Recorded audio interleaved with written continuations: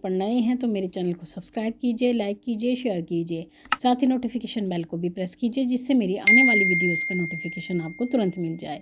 मित्रों, आज का जो विषय है वो विषय ये है कि ऐसे कौन कौन से लक्षण होते हैं जिसके माध्यम से हम स्वयं पता कर सकते हैं कि हमारी पूजा देवता अस्वीकार कर रहे हैं।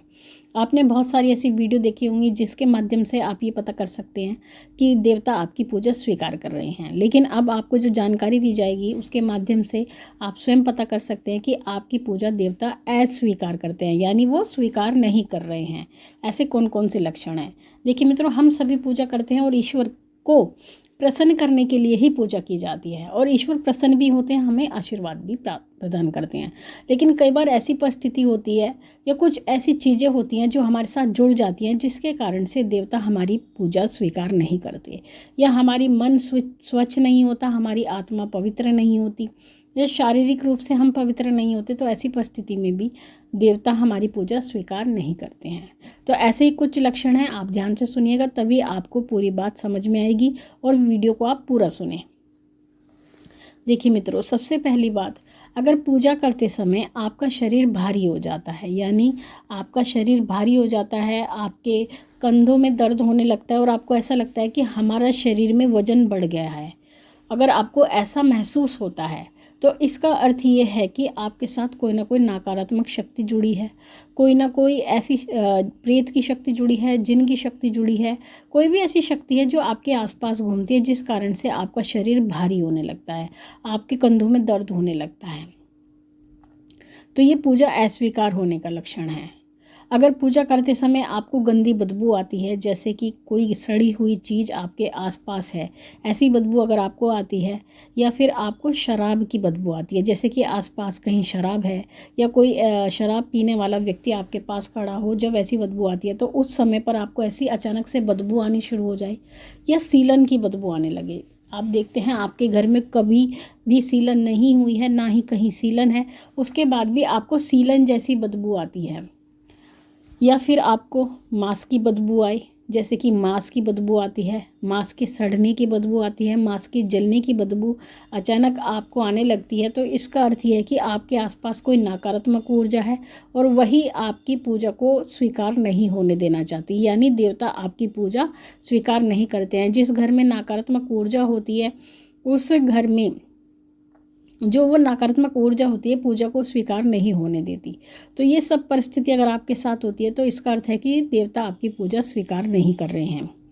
अगर पूजा करते समय आपका पूजा में मन नहीं लगता, यानी आप पूजा करने के लिए आसन पर बैठ तो जाते हैं लेकिन आपका मन नहीं लगता, आपको ऐसा लगता है कि पूजा एक बोझ के समान है, एक बोझ है जो हमें खींचना पड़ रहा है, हमें ज़बरदस्ती यहाँ बैठना पड़ रहा है, जबकि हमारा मन इस कार्य में बिल्कुल नहीं लग रहा है।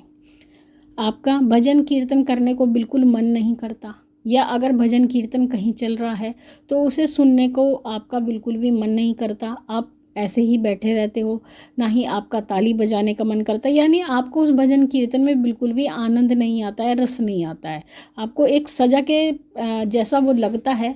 तो इसका अर्थ यह है कि आपकी पूजा स्वीकार नहीं हो रही है, आपके अंदर एक ऐसी नकारात्मक ऊर्जा है जो आपका मन भटकाती है, आपका मन पूजा में नहीं लगने देती। अगर आपकी भगवान के सामने बैठने की इच्छा ना हो, यानी आप चाहकर भी भगवान के सामने ना बैठना चाहें और भगवान से साक्षात्कार नहीं करना चाहें, तो समझ जाओ कि आपकी पूजा स्वीकार नहीं हो रही है, यानी देवता आपकी पूजा स्वीकार नहीं करते हैं। देखिए मित्रों, जब भक्ति चरम सीमा पर होती है, यानी जब आप भक्ति कर रहे होते हैं, पूजा कर रहे होते हैं, तो उस समय पर आपको सही मार्ग मिलता है, आप अपने आप भी सही मार्ग पर चलने लगते हैं। जितनी भी बुराई होती है, बुरी चीज़ें होती हैं, बुरा खान पान होता है, अशुद्धता होती है, आप वो स्वतः ही छोड़ने लगते हैं, यानी आपका मन स्वतः ही गलत चीज़ों से हटने लगता है। लेकिन अगर आपके अंदर भक्ति नहीं होती तो आपको गलत चीज़ें ज़्यादा अच्छी लगती हैं, जैसे कि आपको गंदगी में रहना ज़्यादा अच्छा लगेगा, आपको सफाई भी पसंद नहीं होगी, आप गलत चीज़ों का सेवन करेंगे, मदिरा का सेवन करेंगे, मांस का सेवन करेंगे। तो ये जो सभी चीज़ें हैं आप उनका सेवन करना ज़्यादा उत्तम समझते हैं और आपको अच्छा लगता है। तो इसका अर्थ ये है कि आपके अंदर भक्ति नहीं है, आपके अंदर पूजा की कोई भावना नहीं है, यानी आप पूजा नहीं करना चाहते और इसी कारण से देवता आपकी पूजा स्वीकार नहीं करते हैं। और अगर आपको इन सभी चीज़ों में आनंद आता है, यानी गलत कामों में आनंद आता है, गलत चीज़ें ही आप करना चाहते हैं, गलत वस्तुओं का ही भक्षण करते हैं, तो इसका अर्थ ये है कि आपके मन पर मैली परत है, यानी पाप की एक परत है आपकी आत्मा पर चढ़ी हुई। इसी कारण से आपको सभी गलत चीज़ों में आनंद आता है। तो आपको आत्मा की शुद्धि की आवश्यकता है। आपको ये आवश्यकता है कि आपका मन पवित्र हो जाए, जिस कारण से आपको ईश्वर की भक्ति का वरदान प्राप्त हो, आपका मन ईश्वर में लगे, आपका मन भक्ति में लगे, पूजा पाठ में लगे। तो उसके लिए आपको क्या करना है, अगर आपकी ये परिस्थिति है तो आपको ज़बरदस्ती पूजा करनी चाहिए। यानी आप 10 मिनट ध्यान में ज़रूर बैठें, भगवान के लिए आसन पर ज़रूर बैठें। एक नियम बना लें कि मुझे पूजा करनी ही करनी है, चाहे मैं खाली बैठकर उठ जाऊं। भले ही आपका भगवान का नाम लेने का मन ना करें, उसके बाद भी आपको आसन पर अवश्य बैठना है। अगर आप मंत्र जाप करना जानते हैं तो आपको मंत्र जाप करना है। अगर आपके पास जप माला है तो एक माला अवश्य ही अपने इष्ट देव का ध्यान करें, या किसी भी देवी देवता का जिनको आप मानते हैं, या फिर आप नहीं जानते जिस देवता की भी अगर आपके घर में पूजा होती है, क्योंकि हमारे घर में एक देवता, मुख्य देवता ऐसे ज़रूर होते हैं जिसको सभी परिवार मानता है, तो उसी देवता की आप पूजा करें, आराधना करें, नाम जाप करें। तो जैसे जैसे आप जाप करेंगे वैसे वैसे जो आपके मन की जो मैली परत है वो धीरे धीरे उतरनी शुरू हो जाएगी।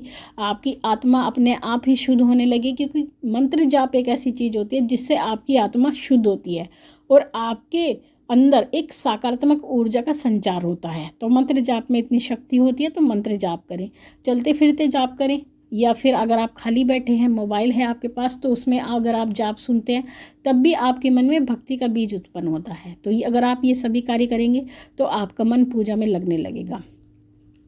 दूसरी बात, अगर आपके घर में नकारात्मक ऊर्जा है, कई बार ऐसा होता है हमारे घर में नकारात्मक ऊर्जा होती है, तो ऐसी परिस्थिति में भी हमारी पूजा स्वीकार नहीं होती है।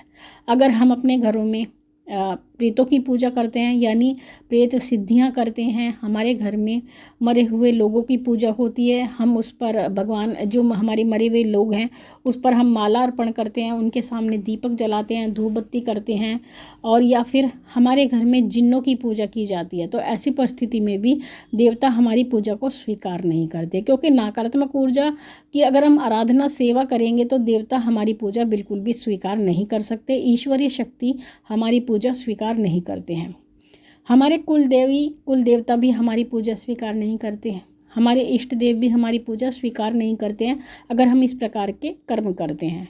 तो मित्रों, हमें ये सभी बातें ध्यान होनी चाहिए कि हमें केवल ईश्वरीय तत्व की पूजा करनी है, ना कि आत्माओं की पूजा। आत्मा की पूजा करने से आपको कुछ भी प्राप्त नहीं होता है, आपका जीवन खराब होता है, और मृत्यु के बाद भी आप उसी योनि को प्राप्त करते हैं जिस योनि की आप पूजा करते हैं। यानी अगर आप प्रेतों की पूजा करते हैं तो मरने के बाद आपको प्रेत योनि ही प्राप्त होती है, और अगर आप जिन्नों की पूजा करते हैं तो आपको जिन योनि ही प्राप्त होती है। यानी जिसकी भी आप पूजा करेंगे आपको वही योनि प्राप्त होती है। कहते हैं जो प्रेत होता है उनकी पूजा करने से वो आपको अपनी योनि में ही खींच कर ले जाता है, यानी आपको प्रेत अपने झुंड में मिला लेते हैं। तो एक छोटी सी बात है, महत्वपूर्ण बात है, अगर आप समझते हैं तो अपने जीवन को सफल बना लेते हैं, अपने मुक्ति के मार्ग को प्रशस्त कर लेते हैं। तो मित्रों, ये थी जानकारी आप सभी के लिए। माँ भगवती से यही प्रार्थना करती हूँ कि वो आपके भंडारे भरती रहे, आपकी सभी मनोकामनाओं को पूर्ण करती रहे। आपसे फिर मिलती हूँ अपनी अगली वीडियो में, तब तक के लिए जय महाकाली, जय महाकाल।